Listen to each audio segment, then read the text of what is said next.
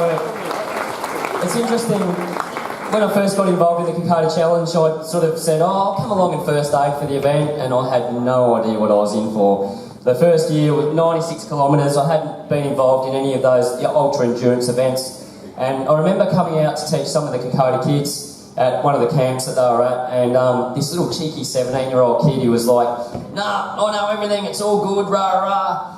Anyway, on the weekend of the event, I got out there, and this kid, he was coming through the Narang forest, and he fell over, and I apologise if you heard the story before, but it's a cracker. He fell down and snapped his ulnar and radius, like broke his arm. And I got out to him on foot, running out through Narang forest, which took me ages to get out there. I said, mate, that's it, the event's over for you, it's all done and dusted, we're going to get an ambulance. And he goes, mate, he's sitting there shaking, like all cold, freezing, just about crying. He goes, the diggers would have done it, I'm going to continue. And I walked with him for 4 hours with a broken arm. And I get goosebumps just thinking about it now. And that, to me, that to have a 17-year-old kid say that on that day was just unbelievable. So pretty much got me hooked, guys. And the Kokoda kids, I come across some of these guys now in the future. You know, 6, 7, 13 years I've been involved in this event for now. And, you know, some of them are running huge organisations and stuff like that. And I think what the grounding that it's done for them is really what you have to think about and look back at. So I'm here to give you a bit of a slap in the face, because all the other stuff has been fluff and bubbles as far as I'm concerned. And I'm here to tell you how bloody hard this is and how tough it is. And I'm not even going to apologise for shocking you or scaring you, because you need it as far as I'm concerned from this point forward. So first of all, I want everyone to get up. Just get everyone stand up, get on your feet. Need everyone to get up, okay? Give yourselves a massive round of applause for being here at this point in time. Come on, let's go. I feel like the preacher at the royal wedding, don't I? Come on, you can do it. Okay, so I want you to sit down if it's your first Kokoda challenge. Sit down if it's your first Kokoda challenge. Stay standing otherwise. Okay, this speech is not directed at you guys that are still standing. But I want you to sit down if it's the second Kokoda challenge you've done. Sit down. Third, sit down. Alright, these guys need a massive round of applause, and I think someone needs to lock them up. Seriously. So the first year I did the Kokoda Challenge, guys, I got talked into it after 7 years of first aiding in the event, and a couple of my crazy maniac mates said, right, we want to do the Kokoda Challenge. We've done it 5 times already, but we want to go under 11 hours and 30 minutes for the 100k. And I'm like, oh, okay. Alright, I have no idea whether that's fast or slow or what, but if you think you can get me in the team, no worries. So the first year I did it, they were so disappointed because we did 11 hours and 41 minutes for the 100k. It was crazy. We ran the whole way, it was really tough. But essentially, I suppose, it doesn't matter whether you're running this event or walking it or being dragged through the mud. At the end of the day, this is a really tough event. And I think for the people that end up doing 38 or 39 hours, I get out there personally and I get out to those teams of 4, and if they're still with a team of 4, I'm feeling it for them, guys, because they've been, you know, through hell and back, obviously, to get to that point. So the main event here is not to go fast, and believe me, I'm all about going fast and I'm happy to run these events, but at the end of the day, it is getting your mates to the finish line. So, if you will, it's sort of a bit of a short TAFE course on how to get yourself to the finish line. So, pretty much, this is what I've come across over 13 years of experience, whether doing the event or not. So, we're going to talk about emergency communication in the event. We're going to talk about feet preparation and blister prevention. ITB Syndrome, which if you've never heard of it, you are going to hear about it after 2 weeks. Okay, chafing, honestly, the amount of weekends that I've been out there over the past years where I've got someone's dacks down around their ankle, looking at their groin, just going, what am I doing in this position? And rubbing Vaseline and stuff in areas where it shouldn't be, and the people are honestly just, you're a god. I love you, Scott. I don't know, no one get photos. What goes on Kokoda stays on Kokoda. Seriously, it's a nightmare. essential equipment, I've got a little bit in there about that, you know, about the cold.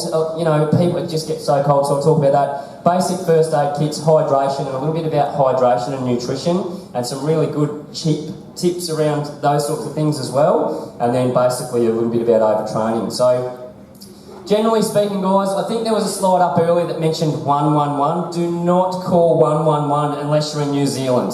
Okay, so generally speaking, we are going 000 or 112, and if you don't know the difference between the two, when you get out in the middle of nowhere and you go to pull your phone out and call someone for help where someone's broken something or done something really bad, 000 uses your network provider, and if you have no service, no one's coming. 112 uses any satellite that crosses your head at that point in time, and that's a basic first aid tip anyway.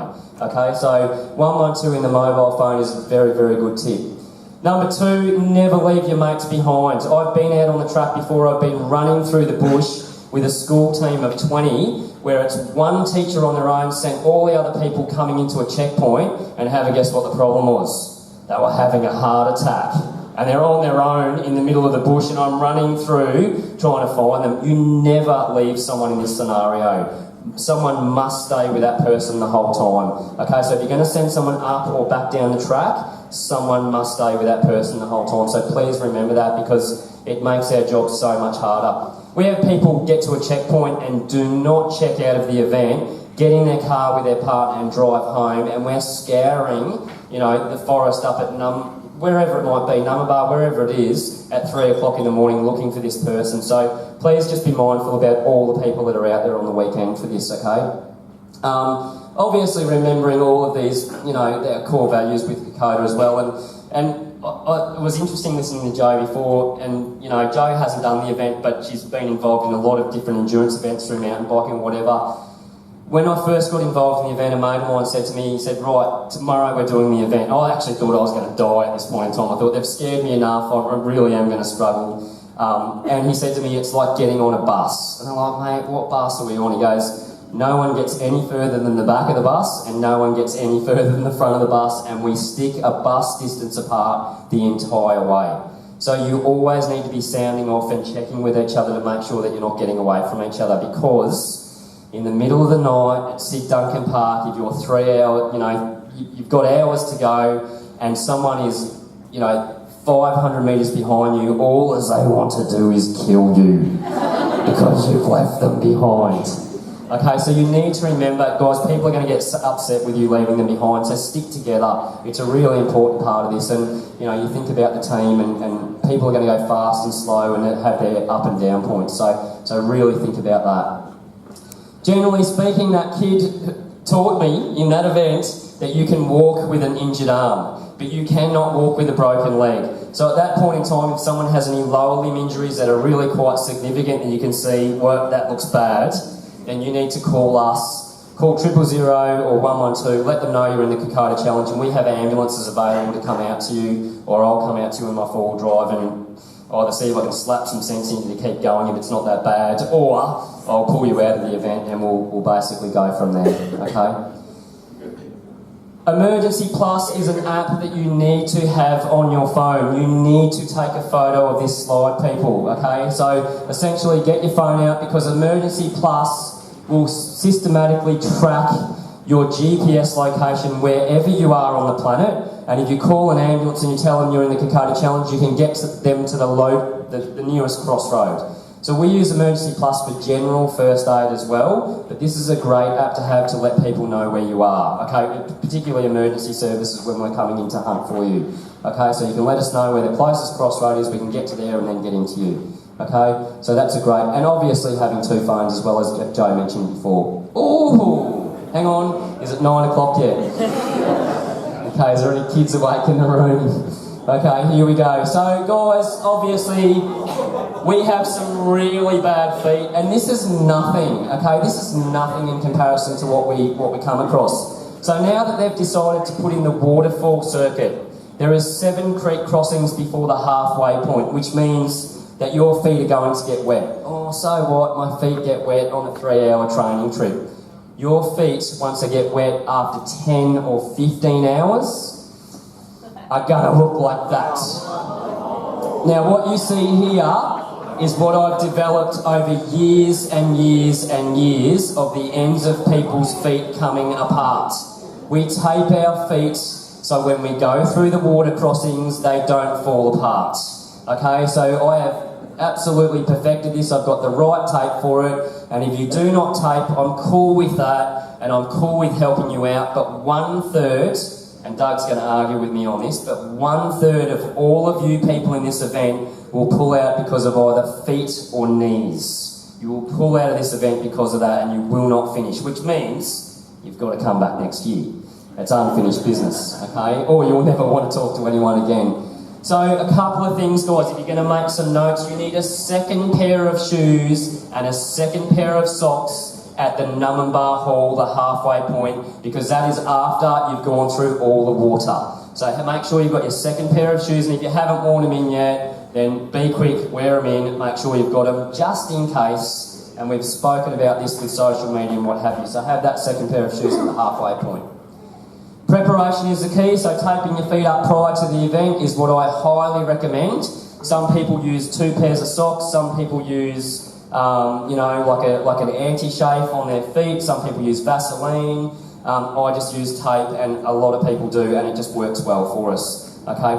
I had this guy say to me, he rang me the day after the Kokoda challenge personally and rang me and said, "Scotty, I've just pulled all the tape off my feet, and it's pulled all the skin off." I'm like, "Okay, mate, no worries, all right. So, did you get to the finish line?" "Yes." "Okay, I'm done, all out, hang up." Shut up and suck it up. You got to the finish line. A lot of people don't get to the finish line because of this. So, I'm warning you now, okay? So, feet, generally speaking, going to look like this. This guy's taped every toe. I would normally tape. He asked me to tape here. The problem with taping here now on the ball of his foot is it's already wet, and not a lot of stuff is going to stick to that well. So I'll generally almost put a full second skin on my feet with tape. If you don't tape, guys, this is one of the guys as well. He goes, "Do you think I should pull out?" "Mate, your foot is going to come off. Like, you'll have to amputate if you don't pull out. Like, seriously, that is just nuts. You do not let your feet get to that stage. If you're walking and you find that you've got a hot spot, and it's funny, because I've seen all of these posts on this Facebook page going, "Oh, my feet are a bit sore, I've got a blister." Wait till you get to 10 or 15 or 20 hours. Like, if there's a hot spot in your hiking shoes now, that is the spot you need to tape up underneath your socks. And I would tape the night before. Okay, don't tape the day of, because you get little rigid lumps and bumps. Tape the night before, going to look really attractive. Okay, but tape the night before and just have it mould to your feet so it's all good in that spot. Okay. Yeah, let's keep going. Like, I just sit them down and go, "Can I have a photo of that?" Because no one's going to believe me. Okay, so all of these sorts of things, they get wet. So if you do have a blister on the day, unconventional first aid advice. If you've got a blister on the day, pop it straight away, squeeze it out, swab it with probably not alcohol, because you'll hate me, betadine, and then tape over the top of it so it doesn't, if it's smaller than a 10-cent piece, just pop it and get rid of it and keep moving, okay? If it's bigger than a 10-cent piece, then you probably need to come and see us, and we'll have some different organisations that can help out at different events, okay? This is the guy that didn't tape the end of his toes, okay? So, and that's a blister pack. That's what a blister pack looks like after 23 hours. Still hadn't finished. This guy still had 30k to go. So, hang on, something just happened to that. So, that's the end of his toes. So that's why they get so wet and, for want of a better word, moist, but I won't go on about that. Sorry, girls. ITB Syndrome is something you may or may not have heard about. Hopefully you've never heard about it. If you have ITB Syndrome now, you are in trouble already. But essentially, with ITB Syndrome, it is not going up the hills. Going up the hills are awesome. Coming down the hills, each time you come down the hill, your leg locks, your iliotibial band around the outside of your knee locks, and it feels like your knee is going to be shredded from the outside. So, quite simply, I've come up with lots of different techniques over the years, but using the same sort of tape. Can I get one of the Kokoda kids up here? Come on, guys, let's go. Kokoda kid, let's go. Run up. The guy that does the poses is pretty good, but anyway, I loving him.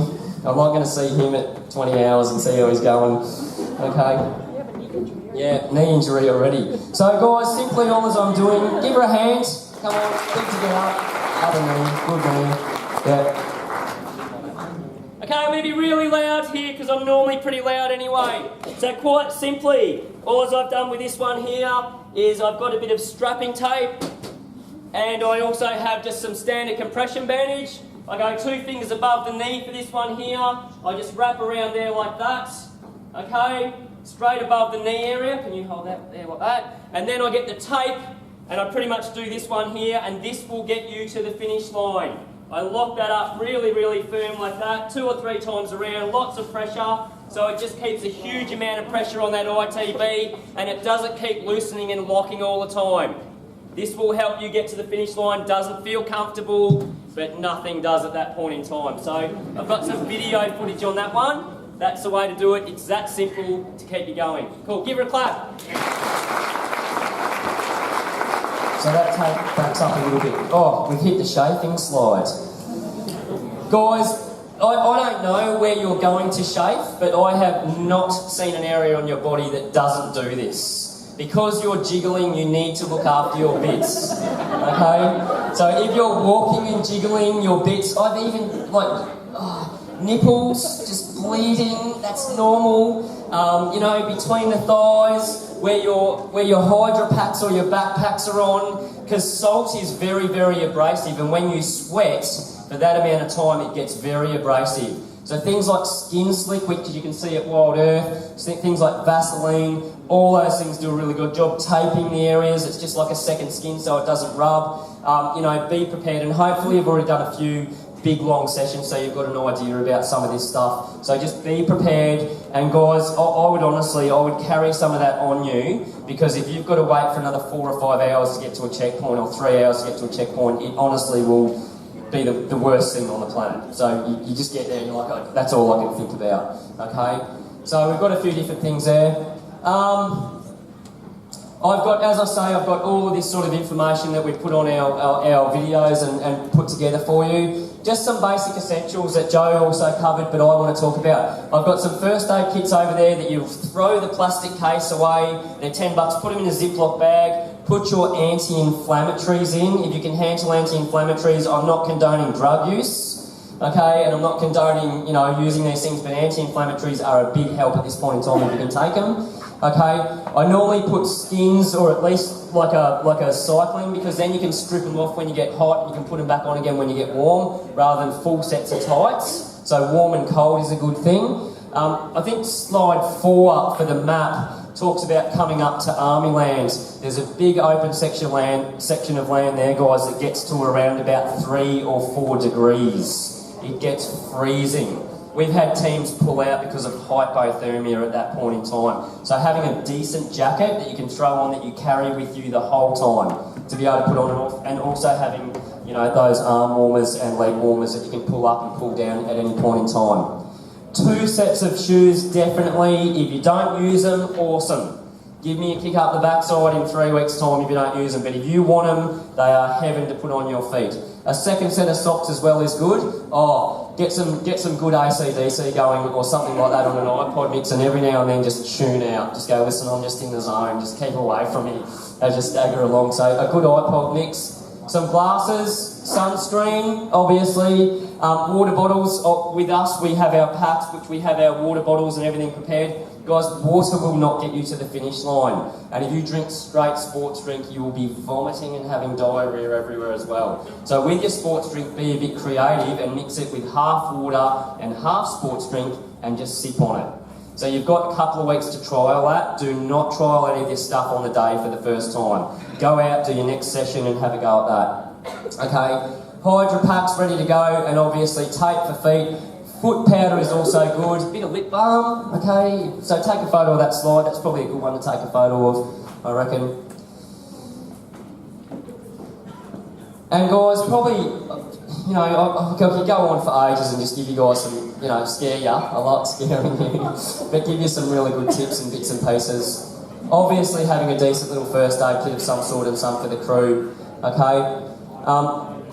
Gels, if you have one gel at once, that is way too much for your stomach to handle. So if we would give you fluids and you were losing blood or whatever, we would just drip it in one drip at a time. So what we do is I normally mix about 3 gels in a little pack with water. So 3 gels, half water, half gels, mix it up and just sip it, just a little bit at a time. And if it's straight gel, it won't go through those little bottles. So tips like that are good.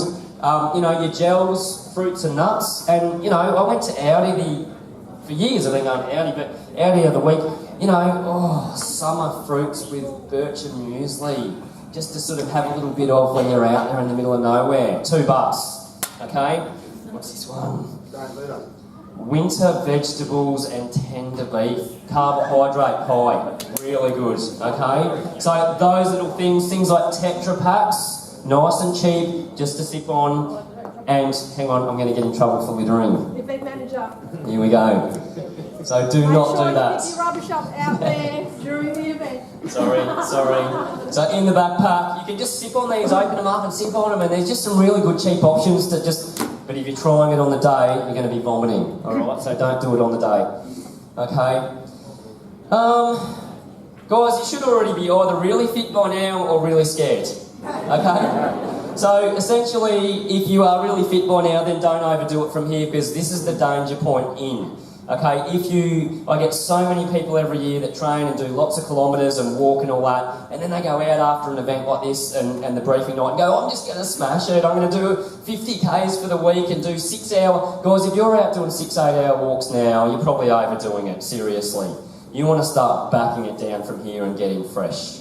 Okay, you don't want to go and bust yourself up from here. So please take my advice because you'll injure yourself. Okay, and you won't get to the start line. It's about getting to the start line. Alright? Really listen to your body. If you have sore bits, have a rest, have a day off, take it easy. And nothing new on the day. Alright? So, final tips. Have a really good talk with the team. Nothing worse than getting out there and going, oh, I thought we were going to be going for like 15 hours. And the rest of the team are going for 20 or 25 hours. So have a bit of a basic plan of where you're going to be for times. If you're a fast team, definitely have that plan. If you're a cruising team, 23, 24 hours is about the standard. Okay, that's about the average. So maybe aim for there. Okay? Have some time goals, definitely. Don't get too far apart. The bus. Think about the bus. It's good advice. Alright? If someone starts talking there, but I'm going to kill that guy, I'm negative, I'm going to kill him, I'll get to the next checkpoint. Snap it out of them straight away. Only positive talk. Or put the headphones on and just forget them. Okay? Guys, do not think about this event as a 96 or 48 kilometre event. It will do your head in. It is checkpoint to checkpoint, one small goal at a time is the way to do this. Do not overthink it. Just get from point A to point B first and then think about the next bit. Okay? Plan checkpoints. Have a tub. Get your gear in it. List what you want out of it so you're not fiddling around and screaming at your checkpoint people at that situation. So have a plan for that. Plan what food you're going to have when you are in the checkpoint. Chicken soup. Oh, something warm. A coffee. Oh. Okay, so think about the logistics around getting something warm into a checkpoint for your support crew because you are going to need this if you're walking. You know, soup, easy to digest, you can keep moving with that stuff. Plan what food you're going to have when you're out there and how long it's going to take you between the checkpoints so you've got an idea. Have an iPod. And just make sure that you're all spoken about pain relief with anti-inflammatories because if someone doesn't want to take it and they've never had it before, now is not the time to start it in the middle of the event. So maybe think about that. Guys, that is us. That's me. First aid acts emergency. Got some tape over there, got bits and pieces. Have a great challenge.